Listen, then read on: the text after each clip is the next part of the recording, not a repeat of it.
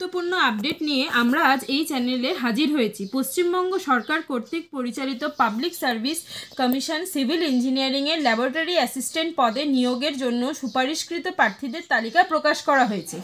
এই নিয়োগ directorate of technical education and ট্রেনিংয়ের অধীনে পশ্চিমবঙ্গের বিভিন্ন গভর্নমেন্ট পলিটেকনিক কলেজে সম্পন্ন হবে।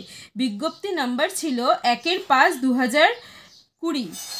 মোট 25 জন প্রার্থীকে সাময়িকভাবে তবে স্থায়ী হওয়ার সম্ভাবনামূলক পদে নিয়োগের জন্য সুপারিশ করা হয়েছে। এই তালিকায় অন্তর্ভুক্ত রয়েছেন ইউআর অর্থাৎ unreserved candidate, OBC-A, OBC B, SC, ST, প্রতিবন্ধী এবং প্রাক্তন সৈনিক কোটাভুক্ত প্রার্থীরা।